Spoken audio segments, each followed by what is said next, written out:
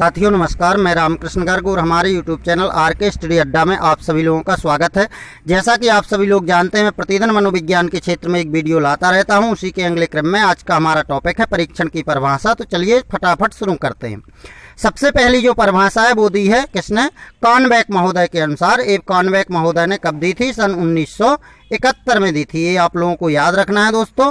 तो इन्होंने क्या कहा है? इन्होंने कहा है कि एक मनोवैज्ञानिक परीक्षण वह व्यवस्थित प्रक्रिया है जिसके द्वारा दो या दो से अधिक व्यक्तियों के व्यवहार का तुलनात्मक अध्ययन किया जाता है। तो इसकी परिभाषा को इस तरह से याद रखा जा सकता है कि मनोवैज्ञानिक परीक्षण क्या है? व्यवस्थित प्रक्रिया है। याद रखेंगे आप, मनोवैज्ञानिक परीक्षण वह व्यवस्थित प्रक्रिया है जिसके द्वारा किसका? दो या दो से अधिक व्यक्तियों के व्यवहार का कैसा अध्ययन किया जाता है दोस्तों? तो तुलनात्मक अध्ययन किया जाता है। मनोवैज्ञानिक परीक्षण वह व्यवस्थित प्रक्रिया है जिसके द्वारा दो या दो से अधिक व्यक्तियों के व्यवहार का तुलनात्मक अध्ययन किया जाता है। व्यवहार का अध्ययन तो किया जाता है, लेकिन कैसा किया जाता है? तुलनात्मक अध्ययन किया जाता है। चलिए बढ़ते हैं अगली परिभाषा की ओर। और अगली दी है एनास्टसी महोदय ने। एनास्टसी महोदय ने सन 1976 में दी है। इन्होंने कहा है कि एक मनोवैज्ञानिक परीक्षण आवश्यक रूप से व्यवहार प्रतिदर्श का वस्तुनिष्ठ तथा मानकीकृत मापन है। कैसा मापन है? मानकीकृत मापन है। मानकीकृत मापन आप याद रखेंगे और साथ में रखेंगे, याद रखेंगे कि मनोवैज्ञानिक परीक्षण आवश्यक रूप से, ऐसा भी नहीं कि बिना आवश्यक रूप से व्यवहार प्रतिदर्श का वस्तुनिष्ठ तथा मानकीकृत मापन है। अगली परिभाषा देखें फ्रीमैन महोदय के अनुसार। फ्रीमैन महोदय क्या कहते हैं? ये परिभाषा इन्होंने सन 1965 में दी थी। मनोवैज्ञानिक परीक्षण एक मानकीकृत यंत्र है जिसके द्वारा समस्त व्यक्तित्व के एक पक्ष अथवा अधिक पक्षों का मापन शाब्दिक या अशाब्दिक अनुक्रियाओं या अन्य प्रकार के व्यवहार के माध्यम से किया जाता है। तो दोस्तों इस परिभाषा को भी आप लोगों को याद रखना है। और अगली परिभाषा ब्राउन महोदय के द्वारा है जो बहुत ही महत्वपूर्ण है।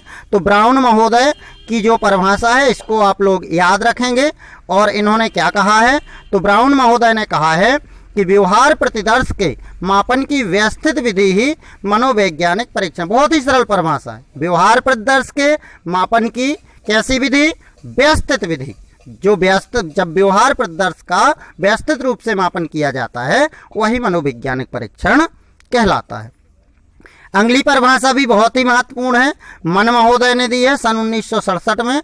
उन्होंने कहा है परीक्षण वह परीक्षण है जो किसी समूह से संबंधित व्यक्ति की बुद्धि, व्यक्तित्व, अभिक्षमता एवं उपलब्धि को व्यक्त करते। इसे इस तरह याद करेंगे।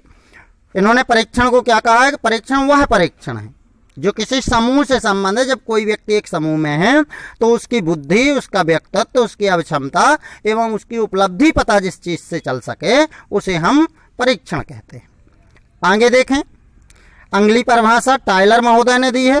टायलर महोदय ने ये कब दी है? तो ये दी है उन्होंने सन 1969 में। टायलर महोदय ने क्या कहा है? टायलर महोदय ने कहा है परीक्षण वह मानकीकृत परिस्थिति है जिससे व्यक्ति का प्रतिदर्श व्यवहार निर्धारित होता है। उन्होंने कहा है कि परीक्षण एक ऐसी मानकीकृत परिस्थिति है जिससे पता चलता है कि व्यक्ति का प्रतिदर्श व्यवहार किस तरह का होगा। तो दोस्तों आपको यदि यह जानकारी अच्छी लगी हो तो हमारे चैनल को सब्सक्राइब कर लें और लाइक करें। और इसी तरह की परीक्षा उपयोगी एवं ज्ञानवर्धक जानकारियों के लिए हमसे जुड़े रहें। मिलते हैं अगले वीडियो में। तब तक के लिए जय हिंद, वंदे मातरम।